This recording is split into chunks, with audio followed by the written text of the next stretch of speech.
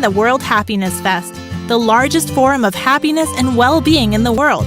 Visit us at www.worldhappiness.foundation. We are realizing a world with freedom, consciousness, and happiness for all. Welcome to the Heroes of Reality podcast, a podcast about the game of life and the hero's journey we all experience.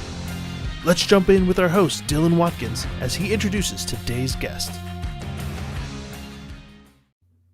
Welcome to a unique and special edition of the Heroes of Reality podcast in partnership with World Happiness Week. We are so happy to be here today.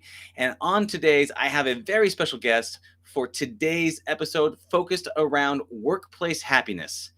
Dr. Dave Heitman is approaching 30 years in obsessive with wellness and performance space. Fueled by a love of playing sports, Dr. Dave was the kid who dove deep into the science behind performance. This translated into a career focused on coaching mindsets, habits, routines, fitness, nutrition, epigenetics, functional medicine, and physiology. From pro athletes to high-performance CEOs, Dr. Dave has been there to help guide people through their tough spots. He's been a speaker, an author, a CEO, a researcher, a board member. Through all these vast experiences, he is now putting together all of this in the technology platform to help millions of people through digital health. And so without any delay, I'd like to welcome my friend, Dr. Dave. Woo! Hey! It's happy time. Welcome, brother. It's always a happy time talking with you, man. Yes, for sure. I'm so excited to chat with you, dude. When we're putting together this thing with the World Happiness Fest and we're looking at the workplace, I could think of no one better to talk to. And I'm so excited to talk to you about the workplace happiness because I know this is a big passion of yours. Yeah, exactly. Thank you very much. And I'm definitely honored to be here, and spreading joy and happiness is what I've been about my whole life, literally before I even knew what that was all about. Even as a kid, I just wanted to see people smile and be happy. So I'm super honored to be here and sharing and spreading the good message. Yeah, brother, for sure. And I mean, the reason why we want things to have you on is when you were first working and to start the genesis of this conversation, you weren't very happy at work. And that kind of led you into where you are today. And one of your big missions and focus is to actually create happiness at work. Can you talk to me a bit about your journey, how you started off and not being so happy at work? Oh, yeah, it's a crazy shift because I was the person who was always happy. I was the person who was extremely active and played sports and did all of the passionate things that I wanted to do. And that translated into a career where I owned my own business. And what I didn't know, what they didn't tell you, is all of the struggles and hardships that come with owning your own business. And I'd gotten to a point in my life where even though on the outside I was hitting all of these successful career markers, I had this huge sports medicine practice, I was flying around, I was working with Olympic athletes, I was working with the X Games, pro teams, you name it, I was doing everything that I thought that I had a passion for. The deep down was that I was so stressed out and so unhappy that I got to that point where it really just started with trying to drink myself to sleep, watching Netflix, eating popcorn and ice cream. And I was trying to do all of the mind-numbing things that when people are unhappy and they don't know where to turn, that I just fell into that trap. And I had no idea that I was doing it. And so the doctor who became the student, essentially, and when I had the awareness of really, it was a big epiphany. One day I was just driving and I started veering off to the side of the road because I was so numb. I was so out of it. And I hit those rumble strips and I was like, whoa, what am I doing? I need help. I need to change the things that are around me. And that shot me into a whole new career, if you want to call it that, of unlearning everything I learned as a medical provider and learning what it means to find joy and happiness, what it means to follow your passions, what it truly means to establish habits and routines to always be in the positive spiral instead of a negative spiral. Yeah. And that was one of the things that we've talked about before and touched on a little bit was there's this pattern of behavior where it gets really overwhelming in business. So whether you're running a company, you're in the company, you have pressure, right? Yep. And the way that we deal with the pressure is not the healthiest way possible. It leads to a lot of sedation. It leads to a lot of repression. It leads to a lot of numbifications. And you can't really selectively numb. You can't really just say, oh, I'm just going to drink away this one problem, but everything else I'm going to feel alive and well. And you Yep. talked about this pattern of the dark side of flow. And could you kind of expand a little bit upon that, about how you found that and kind of how you help people with that pattern? Yeah, of course. It's one of those things where I personally didn't realize it. I had no concept of it when it was happening to me.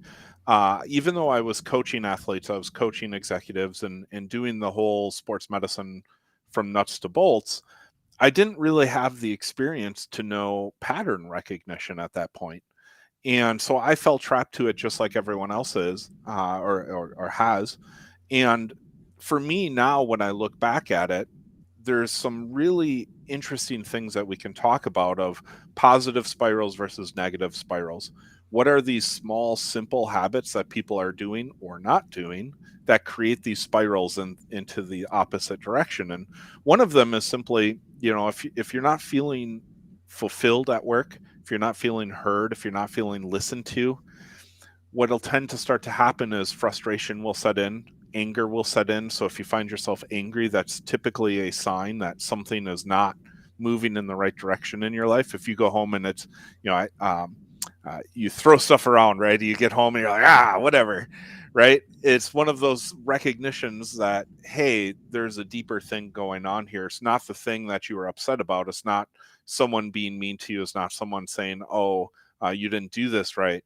It's literally like you need to back up and be like, okay, what is the whole scenario going on? And so those types of pattern recognitions are where people have to become aware, and then they can start to change and dictate where they actually want to go. Yeah. And that makes a lot of sense. You can't change into who you want to be if you don't know where you're at, right? So if you're Yep. talking about that pattern behavior, is you don't understand, like, someone cuts you off while you're driving, right? And then you curse at them, you yell at them, Yep. you rage on them, you try to cut them off, you go back and forth. It may not have been that person, right? It may Yep. not have been that situation. It's something deeper. There's something more going on. And so that should be a trigger to say, oh, what's happening in me, right? So what are Yep. these, so you're talking about anger as being one of these triggers. You're talking about this uncalled for rage, or maybe uncalled for depression, where something happens and then all of a sudden you Yep. just break down in tears, right? Yep. And that first step to change, transformation, is that awareness piece. So, I mean, can we talk about a couple more of these triggers that might not be common, that people don't always know of or aware Yeah. It's a beautiful awareness piece where of? Mhm. when we're in that negative loop and we're going in the wrong direction, we actually become more primal in our brain. We become more emotional. The chemicals themselves start to congregate more into a reactionary brain instead of a forward thinking and a present brain. And so anger, violence, depression, anxiety, the racing monkey brain, every culture actually has a term for it, which is really cool. Every religion has a term for it. So when we start to have that self-awareness around, this is what I used to be, and for some reason things just are irritating me, annoying me, like little ticking sounds, or you find yourself like looking across the table at someone who's eating and they're eating in that annoying way. um, that could be a sign that you yourself are in a negative loop, that little bit of trigger over here is triggering your primal brain to say, enough, because it's so sensitized, it's so chemical filled, that we live in that primal reaction state. And the whole goal with flipping that and having that awareness is to get those chemicals out of the primal brain, start to relax and become present, and things are less annoying. We can see vision, we can see future, we can do planning. So when I work with people and I work with teams and I work with executives, it's really figuring out where that state is for them right there, and seeing, are they always busy? Are they always feeling like they can never have the never ending to do task list? Are they always living in the on fire to do task list? And if they are, we know that they're living in their primal brain, because they're not seeing the future, and they're not actually the classic equation of, would you rather put in an hour of time to set up systems, or would you rather spend an hour of your time every week doing the same repetitive task? right? As a business owner or as an employee or as just a mom, let's say, you want to create systems and leverage.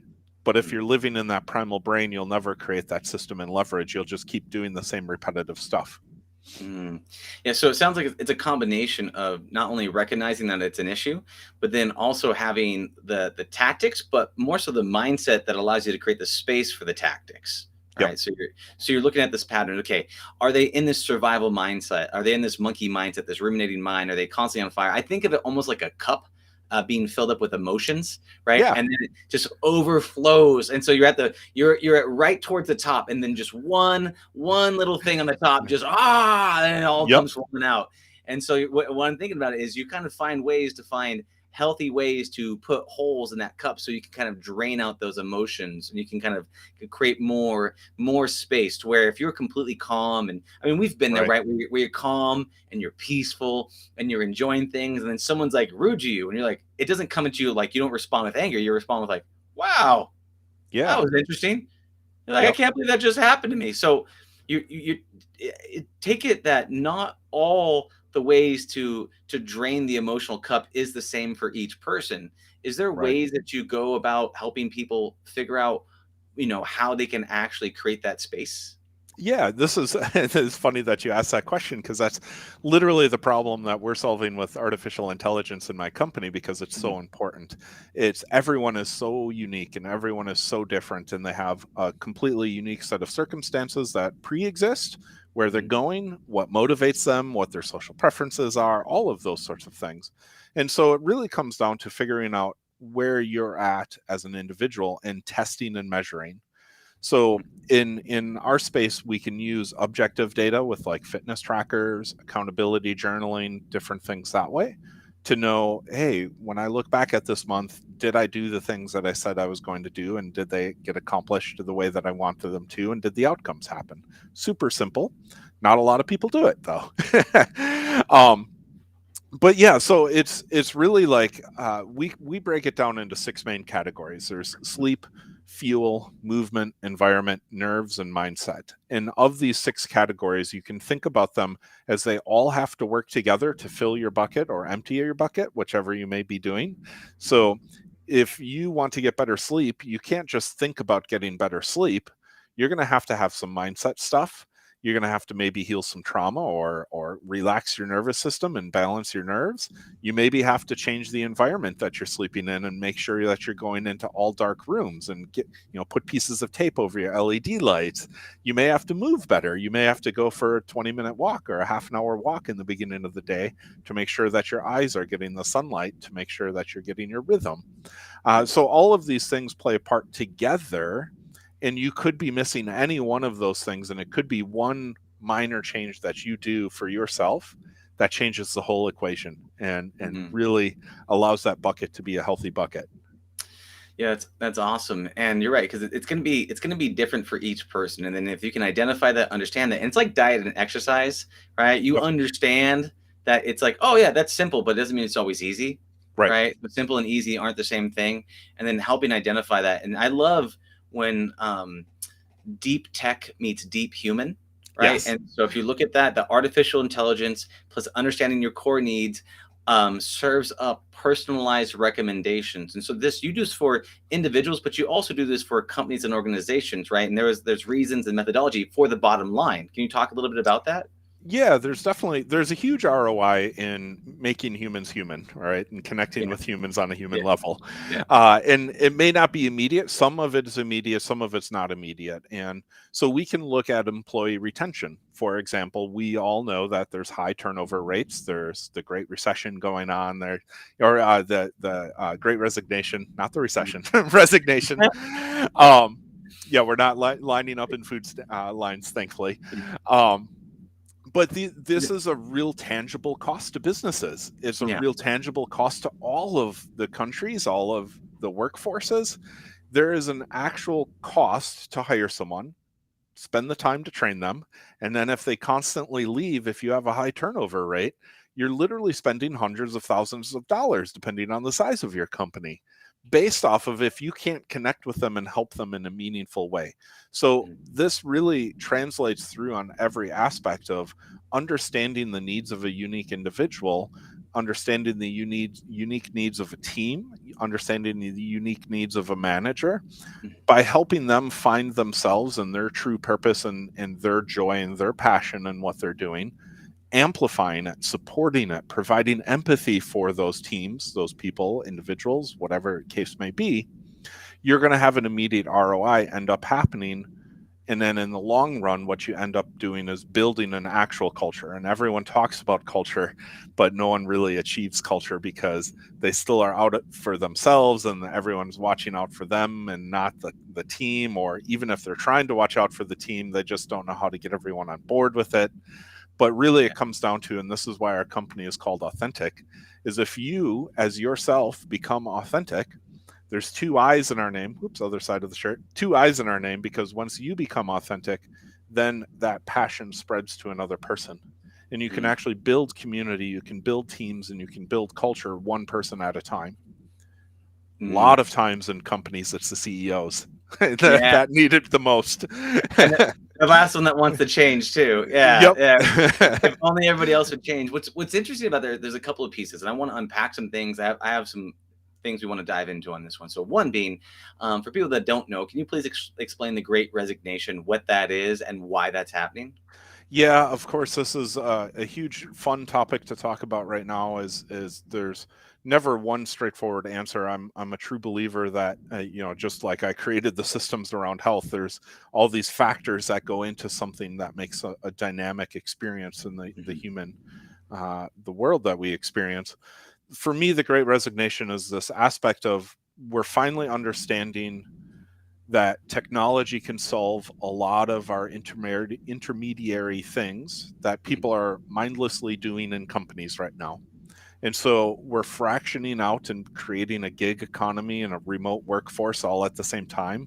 The pandemic just shuttled and launched this. I had already seen this 6, 7 years ago, right around that time frame when I started going virtual. And this amazing aspect that we can hop on here and we can do really cool creative things together. We don't have to be in the same physical office. People are just starting to realize this. We're starting to realize that we can control our own destinies. And if we're not happy, we can stand up for ourselves and say, I'm going to go do this. And now we literally can just proverbial hang our shingle on any of these internet sites and start to get paid for what we do and make about the same amount of money as if we were hiring or if we were to get hired. And so I think that there's this great shift that's going to happen where authentic workforces and workplaces are going to have to mold and adapt to remote work. They're going to have to mold and adapt to an empathy culture where you're going to create your tribe as a business of people who are really passionate about that one thing that you're doing. And then that's going to help communication. It's going to help joy. It's going to help passion. It's going to make all the happiness come through. And you're going to work together towards a common mission. And there's just going to be millions of these missions going on as opposed to big conglomerate companies that are only behind one mission. We're going to maybe have conglomerate companies that have 100 missions within that company.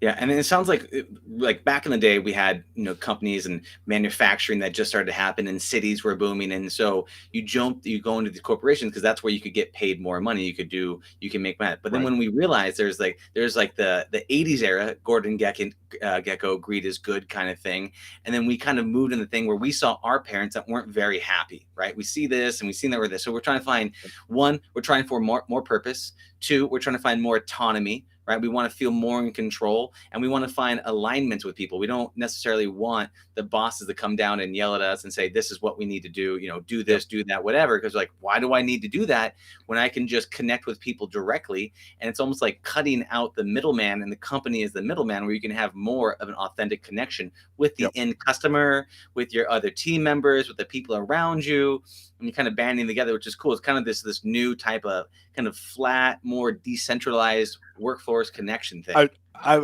actually am going to joke and take this a little bit further, is that it's not a new concept. It's actually how we were genetically evolved. We were genetically evolved to be constructed in social environments to work together.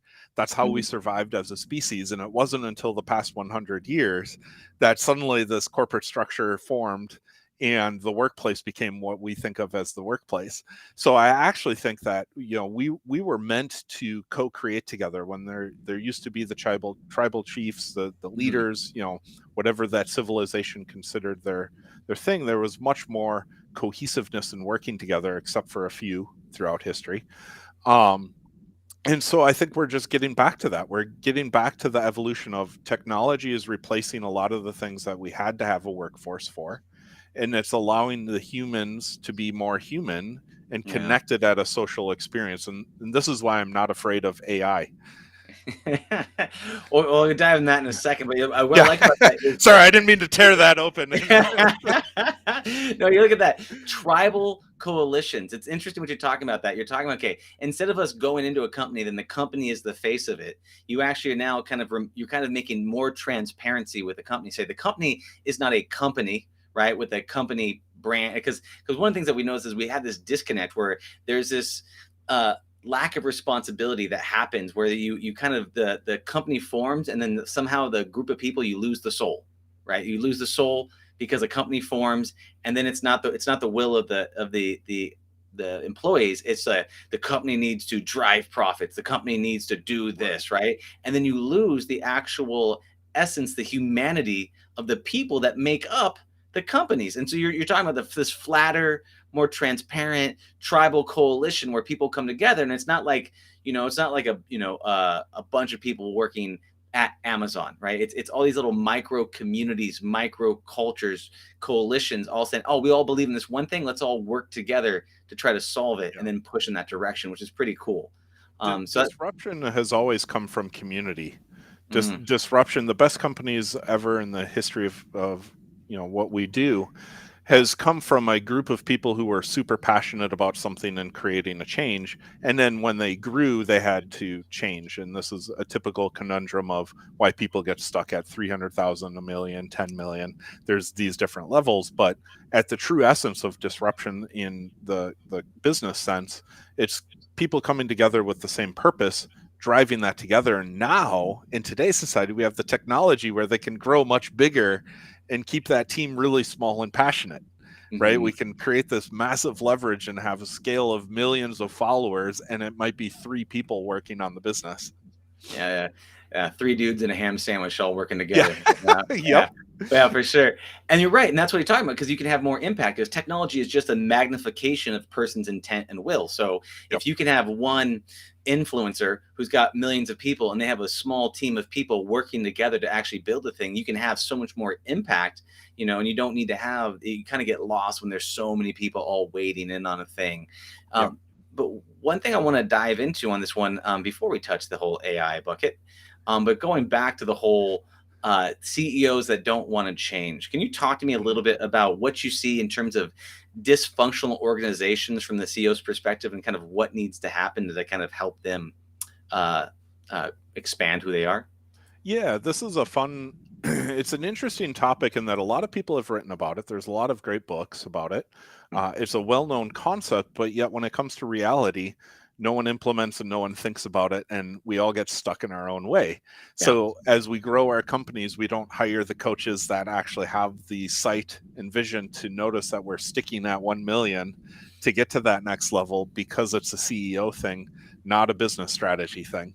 And so this is where I've made my biggest mark in helping people realize that the roadblocks are the different transformations that you have to have of, if you're pre 1 million, you're this startup company who doesn't really have product market fit. You don't really have enough leverage to create the teams that you need.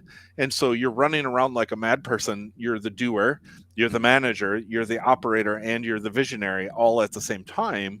And what ends up happening a majority of the time is that the entrepreneurial cycle that makes you crazy enough to start your own business and do this makes you stay stuck in the busyness instead of becoming the true visionary and learning how to offload everything and build systems. And so what ends up is this trap where even if entrepreneurs do become successful and they hit anywhere from that 1 million to 10 million range, a lot of them just get frustrated as they hit a sticking spot. They say, fuck it, They say beep it, and I'm going to shut down the business. And they start from scratch because they themselves don't know how to mold and change to get to that next level of business where they have to create nothing but vision and offload everything. And then also comes from healthy habits. Mm-hmm. They get stuck into this adrenaline obsessive mindset, and that doesn't work in when you need to get into that forming that corporate structure. Yeah, and that's really interesting. Because you're talking about at the different stages, a CEO needs to evolve who they are into someone who wouldn't have worked at a previous stage, right? Yep. So if I come in at the very beginning and all I try to do is systemize everything without product market fit, without making $1 million in rev, to say, okay, I know my flow, you're going to try to scale something without knowing it even works, and so you build structures and frameworks around things that don't even exist yet. But then as you scale up, you got to not only you have a direct connection to the people, you maybe need to now train the people, then connect with the people. And then that ability to kind of adjust and transform who you are is something that can put pressure. And whenever pressure is applied to humans, or like any system, right, there's breaking points. And so some of these breaking points, people try to compensate with alcohol, with late night social media, with taking it out on their spouses or some other things. Can you talk about some of these breaking points that you see that some of these CEOs go through as they try to transform who they are? Yeah, well, and that's exactly how I got stuck. I got stuck in this aspect where I didn't know how to get to that next level, which is where I ended up becoming unhappy and unsatisfied because I didn't know how to. I started growing multiple clinics, but it wasn't enough revenue and income generated to hand off to the different doctors. And so I had gotten caught in this trap personally, which is how I started becoming aware of this whole aspect and started researching it obsessively. And it really is as simple as that. Is the people who get your business going are not the right people post 1 million and especially post 10 million, because the people who are under 1 million, the best people are the crazy people who take on all of the tasks. So you may have an operations type of person and they may be labeled operations, but they're helping with marketing, they're helping with finance, they're helping build spreadsheets, they're writing emails, they're doing all, and they're running around like crazy, and there's less planning, less organization. What needs to shift in that mindset at 1 million is essentially, okay, now how can we create systems? How can we hire executive assistants to do this maybe? Or how can we hire an operations assistant to do this? And there's a real struggle that happens financially because you're not quite at that revenue where you can hire all of the tasks. So you get some people who are crazy busy at doing everything, and you got some people who come onto the team and they're like, nope, I'm only going to do this.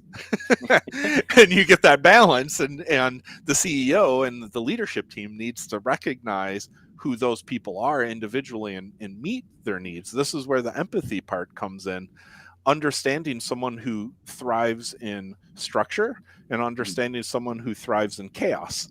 And they don't work well together when you're growing. You have to understand how to communicate with them and relate to them to keep them in their lanes and doing what they're doing, and then eventually replace and shift and mold. Yeah, and it was really interesting with that. You're looking at, I heard this, someone say this to me one time, that your business is like a microcosm of your central nervous system for the CEO. Right. So they have this central nervous system, basically wherever your business can only grow to the capabilities of the CEO or the person in charge, because there's going to be some sort of thing, some sort of way that they're gonna self-sabotage themselves. They're gonna find out. So they're gonna find a way to keep themselves small, because even though that they say they want to be, I don't know, $1 billion company or whatever, insert thing, they can't do it because there's some sort of limiting belief or some sort of cognitive dissonance that causes them to shrink down into that. Can you speak to me a little bit about this microcosm of a nervous system that is the business? Yeah, well, you're exactly right. They're one and the same. Is that the CEO is driving the nervous system of the business, and most CEOs don't control their own nervous system, so they show up triggered, they show up anxious, they show up. They took a weekend seminar and they come back on Monday and they're like, "I want this done by Wednesday." go, right? And it completely destroys. They don't even have a thought process that someone had been working on something for 3 months. CEO randomly takes a weekend class and says, nope, that's all wrong, we're doing it this way, I want it done by Wednesday. And so that is a nervous system aspect where that CEO is not present, they're not calm, they're not being a strategic leader. A strategic leader would, you can still have your chaos of, right, this is what I recommend for CEOs. They recommend, or write down everything in their journal so that they can reference it back on a quarterly planning. And this should be discussed as a leadership team. As you start to grow, you have to calm your nervous system down and have delayed gratification. All entrepreneurs are wired to have immediate gratification and chase the adrenaline. And so you really have to work hard at pulling that back. You can't just come in and start barking at people, even though you think you're maybe saying nice words to them or, supporting them. And we're going to do this now. It's going to be great. You're getting excited. We're going to put those big, 10 exit goals on our company. And everyone else in the company is like, this person is crazy. There's no way. They did, like, employees get triggered, right? Yeah. And so it's really up to the leadership team to balance their nervous system so that they can breathe through their nose, they can be calm and present, they don't react to statements, they think about what they're going to say, they hold back. A lot of times the good CEOs hold back everything that they want to say internally and they just write it down. And so that is balancing the nervous system so that the company can survive and grow at an exponential rate. Yeah.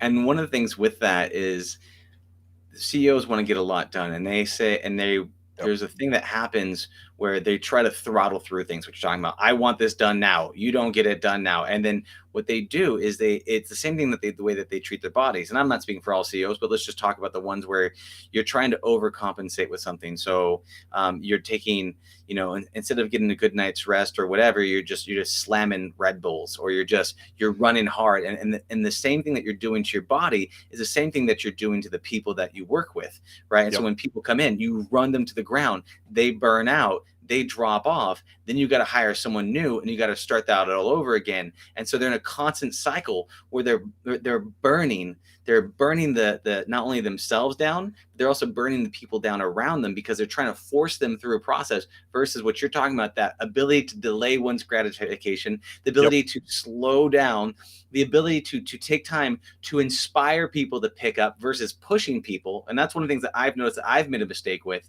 is that trying to force people at the gate. I get excited and then all of a sudden I just try to force everybody. And then I get in this victim mindset where I'm like, why won't everybody work as hard as I do? Right. Right. Versus that taking that time to inspire people, right, and drive them along. Can you talk to me about some of the hidden challenges that CEOs face when they're trying to get people to throttle as hard as they do, and so, some of the ways that they can kind of the wrong way, or let's just say the damaging way, and more of a holistic way to handle the situations? Yeah, this is an awareness piece that CEOs have to go through, is that they have to start to become aware of their language and the things that they say, and that what ends up happening, right? If they suddenly start to find themselves where they're constantly telling people what to do and no one's doing anything and they feel like they're not being heard, that is a massive sign that the CEO is stepping over their bounds. And it's a self-awareness piece that has to happen. Honestly, if we want to loop this back even into the beginning of the conversation of an ROI, that starts to happen when you work with a team and you start to see, and you really dive deep into the culture of productivity and getting stuff done versus not getting stuff done. I almost every single time I can just go right up to the CEO and look at them and then see what the HR, the managers, the leadership team, things like that. And I can see this dynamic of how they work back and forth. It doesn't take much to realize that it's usually the CEO who comes in and just makes obscure demands, says random things on a huddle or a meeting. And, they try as hard as they can in the ROI section of keeping their employees, but the employees ultimately get burnt out. And that's why the last stat that I saw, 89% of people have considered themselves burnt out in those past 2 years. where productivity and everything has just suffered massively because people are trying to do go, go, go, hyper managed, micromanaged, all of these sorts of things because the CEO and the leadership team wants to be there and do this, do this, do this. And so it's really that awareness piece around this of, if people aren't getting things done, start to ask yourself, well, what is our culture? If our culture isn't productive, what can we do around culture, productivity, and communication is really what it comes down to. And it's a great point. If you look at it and go, okay, if the CEO is making statements and the things aren't being communicated, is it because this entire team is terrible and they should all be fired? Is that the general thought? Yeah. Or is it that there's a power in owning the story? There's a power in saying, okay, there's a way to inspire my team to get them excited about this, and then to set up systems and structures to help them along the path. And I think a Yep. lot of people, I've seen this happen a lot in companies where you hire someone, you bring somebody on, and they're excited to work there. And then something happens, culturally speaking. And let's just say their enthusiasm, they're moving at 100 miles an hour, right? And they're like, I'm so excited.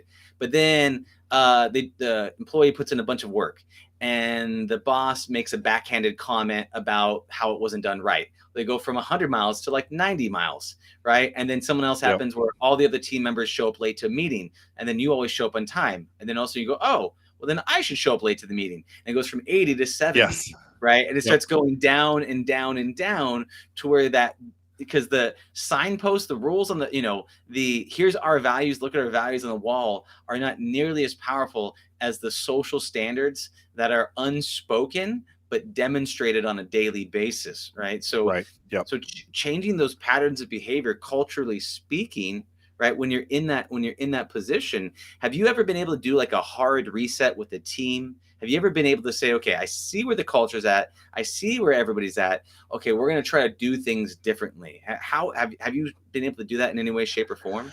There's two extremes, and I'd love to talk about this from the other side too. Yeah. So I'll beat up the CEO one more time, and then we'll flip it onto the employee, because I want employees to feel just as empowered here. It's not just the CEO; it's both polarities. So from the CEO standpoint, I've seen flips. I've seen massive flips where it's like we're losing this business or I'm changing, right? And the CEO makes that change, and suddenly they let the leadership team in. They become calm and present. They step kind of back. Forced vacations have been a big one for me, of helping people understand to literally just get away from your company and let your leadership like repair what you've destroyed. Go on that 1 month vacation that you've always wanted. But here's the other side of the story, is that from an employee standpoint, you may not be able to control your destiny in your company, but you can control your destiny. And this is one of the things that I actually love about the Great Resignation, is that when we have a lot of people standing up and saying, I know that I'm really good at my stuff, I can be in control of where I'm going and what I'm learning. And so within a company, even if you're not getting that pay raise, you can still go work in other departments, get exposure to it, try to get that title resignation, that title performance up, level up in every single way possible. Explore. Maybe this is your time to dabble into something else that you were thinking you might be interested in, and just help out with those parts in the company, just because you have that opportunity. And if it's not long-term for the company that you're with, you are still in control of your destiny. You don't have to just sit there and take it. You can be strong, and you can control this aspect, that you can make a shift down the road. You can control your destiny of a different job. You can start your own job. You start your own business. You can contract out. You can do all the things. So it's both ends of the spectrum. The CEO and the employee can take control and change their nervous system, change their situation, and actually do something beneficial. That's beautiful. And you're talking about being able to shift your focus and your perspective, which ultimately shifts the stories you're telling yourself, right? Because we want autonomy, we want progression, we want mastery. I mean, these are some things that we all want. And so if you look in the business and go, okay, well, am I not getting am I unhappy in the workplace because my boss isn't giving me recognition, or is it because I'm not making progress? So, what are the things Yep. that what can I control? And then how do I own the story? And then how do I take action? I mean, could you imagine what it'd be like if an employee went to a boss and said, look, I want to help you. I want to be more. I want to do more. I want to level up myself to level up this company. And here's some things I'd like to take on, because I think I may not be good at it Yep. to start, but I think my enthusiasm and my excitement would add a lot of value. And then over time, I'd be able to add massive value to the situation. I mean, the ability to feel that support, and then it happens both ways, but just shifting perspective from the employee standpoint of being unhappy and how they could take on a sense of trying to master something new could give them that sense of Yep. fulfillment or purpose that they're not getting from another section of the business. Yep. Some of the great companies that I've seen, the leadership team offers like some sort of repair scenario. In other words, person is not performing, leadership is unhappy with them. They sit down and they co-create what that employee views as their repair of, in order to stay working here, or I want a job promotion, or I want more money. The leadership team actually co-creates the experience with them and empowers them to say, oh, this is what I need to do to get to that next level. This is where your downfalls are. This is where your strengths are. Let's build and repair. And you come back in, 30 days, 90 days, whatever, I've seen different things. But that co-creation is really critical. Instead of someone telling, the employee, I'm just not getting paid more. Well, co-create with your leadership team. And if they've never heard of that, just do it with them. And vice versa. Leadership team, this is something that you can implement and install into your programs, your operations, to try to co-create with your employees, because then it empowers them. They feel like they're contributing, and that's what we all want. We all want to have that human connective aspect. Oh yeah, 100%. And I think that's brilliant, and I completely agree with that. It's one of my favorite things that I like to do with some of my employees that I meet with on a regular basis, on a monthly basis. I meet up. I go, okay, we're here, right? The company is going here in this period of time frame. Where do you want to go in this period of time frame? What are some things that you can take on that would excite you, that would also be in alignment with the company, so that we can all march together, so that what you're doing is not only fulfilling your needs, but also helping the company out at the same time, and trying to figure out how do you, I mean, it's almost coming from the perspective of having, whether it's the CEO or the manager above you, being your coach, not your boss. Yep. Right. And there's a really powerful statement in that. And so that co-creation, and have you seen ways to do that in terms of like triggers? Like the trigger is the employee says, I'm not unhappy, or I'm happy, or they're filling out a survey, or what like that. Have you seen what way would cause the genesis of that conversation to kick things off? Yeah, it's it's a varied answer, of course, but one of the high common things is actually disengagement. Most people, and even on social media, right? We know this, and most people are lookers. Most people don't actually actively do anything. So when an employee just starts disengaging, that should be a signal to the manager. Like less communications, less responses to things, less showing up on time. It's a lack of something that has to have the awareness. We all our brains are wired to pick out the things they're doing wrong, when in reality we should be looking at what they're not doing and having that type of. So that's the biggest one. The second one is just they're dabbling in other stuff. They're poking their nose in, they're talking behind people's backs, they're spreading rumors, that type of stuff. They're trying to sabotage without knowing sabotage is happening. That's a really good one too. And then if you look at it in terms of just trying to empower some, because a lot of times I think CEOs or companies, they want to be able, everybody wants a happy culture. Everybody wants to have a happy workplace, but sometimes you don't even know how to do it.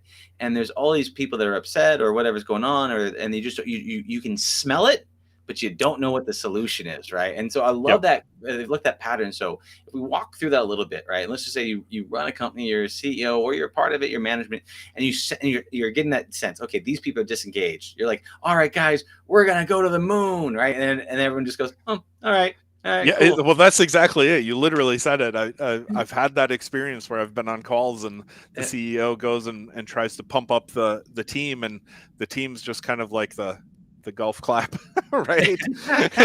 It's not very met with response, but typically the CEO or the leadership team who is doing this, they're so excited about their thing that they have no recognition that Mhm. no one is responding. Mhm. So I've seen this in rewards and incentives where they try to give out rewards of, hey, if we hit this goal, let's all fly in a private jet, right? Well, like, your employees don't care about flying on a private jet. Yeah. High level visionary entrepreneurs care about flying on a private jet because it's a status symbol.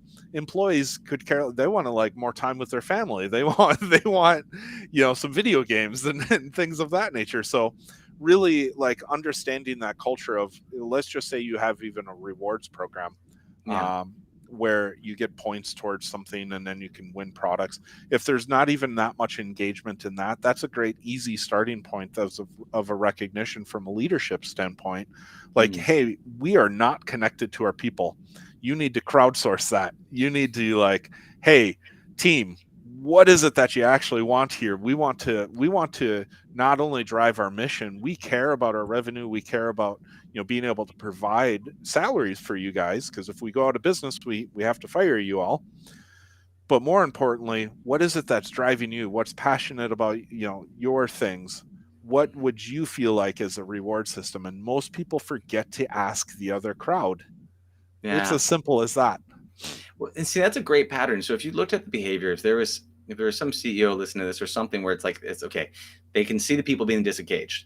You can pull away one team member, you can put them in a private space or a private Zoom if you're a remote worker, as a lot of people are, and you go, hey, I'm feeling a sense of disengagement. I've noticed when I've come in and I ask for these things to get done, I haven't felt a lot of energy from you. And I just want to know what's going on in your world. I want us to be aligned. I want us to be excited. I want us to be on the same page. And I just want to see what's going on for you. I want to make this exciting. I want to make this empowering. I want to make this something that you wake up out of bed. And I also want to make it rewarding for you. I understand that my rewards aren't your rewards. So I'd love to get really clear on, what's going on in your world.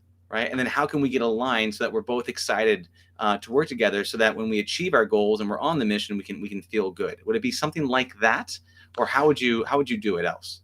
Yeah, except I don't direct it at a specific person, because Mm. most people would feel attacked, right? Like if you told them, hey, you're disengaged, they're immediately like, oh, I just got a cancer Ah, diagnosis and I'm going to be out of the company, oh, right? that's So true. their That's brain true. go. So the easiest thing to do is to bring awareness. So like if it was the CEO, then they would talk to their leadership team. The leadership team would then talk to their managers. The managers would then talk to their employees, and it would just say simply like, hey, we've noticed this about the culture around here, and we're trying to dig into why. We were hoping that you had some suggestions on Mhm. places to turn. Who can we talk to about this? Who do you think is leading? Like, there's always going to be a few people who are really outspoken about sabotaging the company. Yeah. And so the whole goal would be to be in a roundabout way, get the feelings and the sense of the whole community by crowdsourcing that information without directly telling someone it's them. Mm. Or even if you're suspecting it's them and maybe you don't know it's them, you're just crowdsourcing that information. That's awesome. And that's the thing, because like looking at the patterns, right? Because sometimes and you don't know how to do it, and you can be an Right. animal, right? Or it can be a difficult situation or a difficult conversation. But if you're your whole thing is like, how can you approach them in a non-threatening manner to Yep. have the safety and security and be like, hey, we're all in this together. I want us to work together. We're just trying to understand the situation. And we're just, and a lot of things, instead of coming with accusations, coming with curiosity, right? Yeah, That curiosity is the best way to describe it. This actually reminds me of a great example. Gosh, I heard it way back in the days about Barefoot Wine, mm, when they made their mark of the wine companies. They all kind of had the same labels, and Barefoot Wine was trying to do something different. So it actually, the solution that they found from their marketing that differentiated them, that took their whole company off to a several $100 million. I forgot how big they got, but it was simply the person who stacked the boxes in the warehouse said, man, it's really hard to figure out which box to pull because they all look the same. You should just create different labels, right? And it was because the CEO had gone into the warehouse and was asking everyone from a curiosity standpoint that, hey, what's going on? What are you dealing with? What can I help you with? Where do you see, the biggest sticking points are? And you get those creative ideas because everyone has great ideas. They just don't get a chance to say them. And especially when a CEO comes around and it asks an open-ended question with curiosity, with no predetermined judgment, you get a lot of interesting statements like that. Yeah, that's really powerful. And then also there's the flip side of that. There's a flip side of that where all of a sudden the CEO has a couple of conversations, or he goes to a weekend retreat and he comes down and goes, the new company direction is hard left, everybody. We're going this way, right? And then the team, the community, the company goes, what are you talking about? So how, in terms of creating a happy culture and an aligned culture, one thing is the sourcing of the feedback, right? Is there a way to integrate these lessons when you have to do a big pivot or a big turn or something that's going to disrupt a community's flow, a company's flow? Do you have any suggestions around staying happy and also expanding into something new that might be uncomfortable?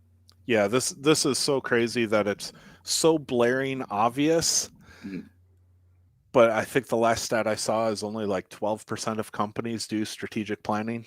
It's where you could set up quarterly planning where in 90-day segments, especially if you're pre 1 million, only thinking about the next 90 days. You kind of have your year vision, but only thinking about 90-day chunks and sticking to it. So as soon as you start to grow at all and you bring on team members and you're no longer by yourself, the aspect of changing things in a weekly rotation is a 5-figure thought process. You're never going to bust through 5 figures if you have that thought process. So you have to, once you start hitting 6 figures, 7 figures especially, you have to have this 90-day thought process and then yearly thought process. And when you start to get out into 100 million, then you have to have 2-year, 3-year, 5-year thought processes. Because what needs to happen is you, as a team, crowdsource and come together and say, this is what's best for the company. And everyone pitches in feeling like they're contributing to that 90-day plan. You can't change anything that 90 days. Otherwise, everyone gets pissed off. They feel like their job is pointless. They feel like their contribution is pointless. And that CEO who came in and said, we're now doing this, discredited everyone in the organization and the work that they did. That is something too. There's the power in the collaboration and the making of things. And one of the number one ways to upset everybody is someone to put in a ton of time and then you to take that and throw it away. Right. It's a great way to upset people. If that's what you're going for, then it definitely works. So I see that a lot, and today's technology solutions are exponentially growing, right? And so they'll put teams of people on to integrate into this new project management software. And it takes them 2 to 3 months to start to work through because they have different divisions they have to put on. And then a leadership makes a decision that 3 months later, no, we should be going with this project management company. And all 3 months of that previous work by all those employees to switch over project management is now out the window. It's so rough. What are some other things that companies can do, either in the areas of causing happiness or causing a dishappiness? What are some other ones that you've seen in terms of building a positive, authentic culture, or disempowering that accidentally? Well, let's just stick with the positive on this because I'm assuming we're running up on time. So let's leave this on a really positive note that you find your true authentic self and you be your authentic self, and that will spew into your company. So if you like dogs or cats and you like nature or something of that nature, you go do more of that and you share it with your company. That is what you're doing. And then leadership and the other people need to do the same thing. You all have to be on the same page, and you all have to encourage each other to go do the things that you want to do. And it becomes an uplifting, supportive thing that when people go for a hike out in nature, everyone's actually clapping instead of golf clapping, right? And so this is where happiness in the workplace truly comes from, is everyone starting to become their true authentic self. Then everyone starts to recognize that and supports it. And it's a process. It's not easy.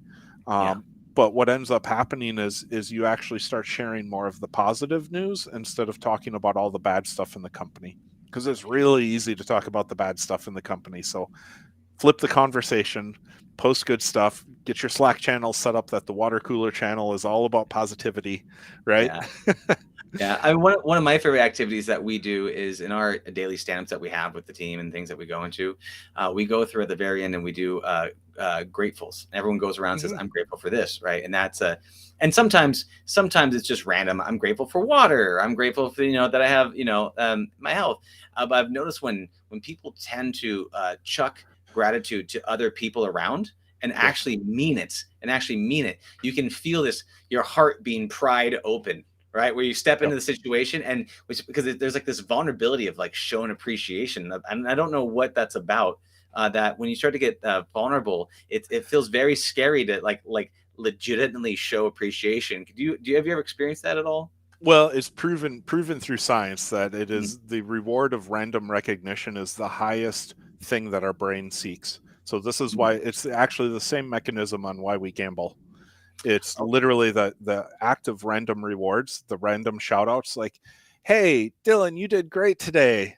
Like on in a public forum, like in your huddle, your meeting, whatever it is, that is by far the biggest thing that our brain actually likes. And this is proven through science, this is proven through workplace science, it's like all of the things. And yeah. so yeah, that the art of random rewards.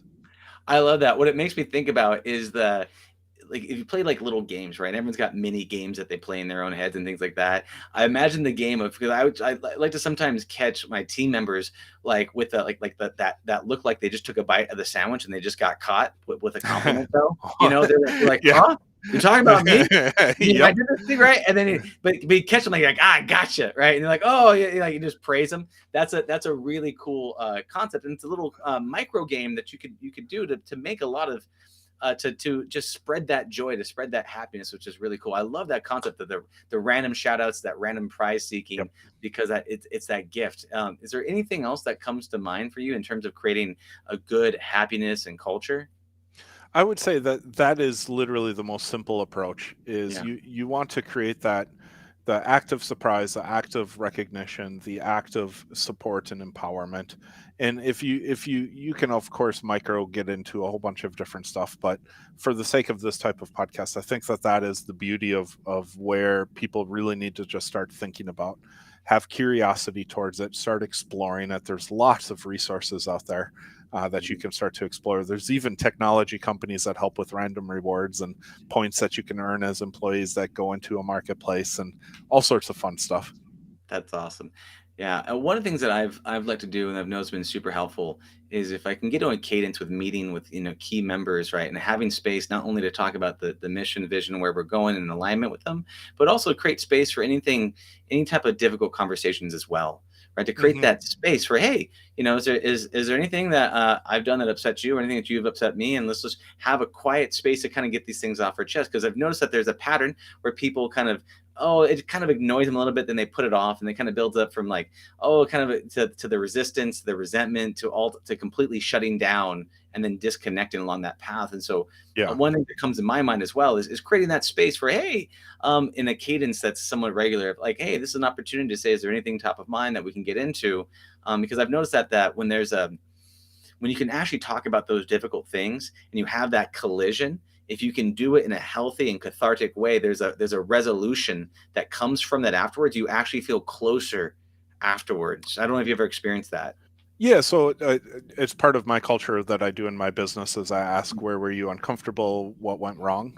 Mhm, So to me, the big point on this whole aspect of what you just said mhm, is make it regular. Don't make mhm. it a unregular thing. If you regularly ask for people's opinions around, what is wrong with this situation? This marketing campaign didn't work. What do you think went wrong? Where did we do all of the wrong stuff? What you just dive deep into those questions on a regular basis. It then becomes a supportive culture and a supportive commentary instead of if it's random and out of the blue with people, they're going to find it offensive, like it's a personal attack on them. And Yeah, so if you have a whole culture where like every Friday you email out to them, what went right this week, what went wrong this week, how can we support you, right? Like just that simple yeah, fact, you will start to hear the things of like, oh, our headsets are off. right? Like we have crappy headsets and we're a sales team. We need to have better headsets, right? You'll start to hear that, whereas you would have never heard that before. Which is awesome because you're almost taking this like social credit and you're putting social credit into the bank, right? And you're like, hey, I'm listening. I care. Give me your feedback. I'm curious. I want to learn. Hey, what can I help you with? Where you stuck? What can I do better? If what are the things that you need that I can support you with? What makes you uncomfortable? I mean, every time you do that and they know that you care, you're putting that social credit in the bank. And then over time, you can kind of build this social credit of happiness with people. And I think that's a beautiful thing. And it's not waiting to the very last minute. It's like going to the dentist, right? And right before you go to the dentist, you just floss like crazy and brush your teeth like crazy, trying to make up for 6 months of not flossing and flushing. So don't do that. Don't be that person. Regular intervals so that you can stay healthy along the way. That's awesome. With all of that being said, Dr. Dave, we are at the limit right now. Is there anything else you'd like to let people know about before you can tell them how they could get a hold of you? Happiness is a perspective. And it is a choice. So choose to control your own destiny. Beautiful. And Dr. Dave, if they want to find out more about you and more of what you do. Yes, Authentic with 2 Eyes. If you look us up, we have a Slack community and a Discord community, and they're all focused on empowerment around well-being, productivity, and performance. So you hop into those. That's how you get access to our technology. That's how you get access to all of our programs. We have things like 30-day deep sleep challenges and master reset programs and all of the things that you need to feel engaged and empowered to figure out what works for you. Awesome. Dr. Dave, thank you so much for your time. I appreciate you very much, my friend, and I will see you on the other side. Take care. Take care now. Bye. Thank you for listening to the Heroes of Reality podcast. Check out heroesofreality.com for more episodes. While you're there, you can also take the Heroes Quiz to find out what kind of hero you are. Or, if you have a great story and want to be on the podcast, tell us why your hero's journey will inspire others. Thank you for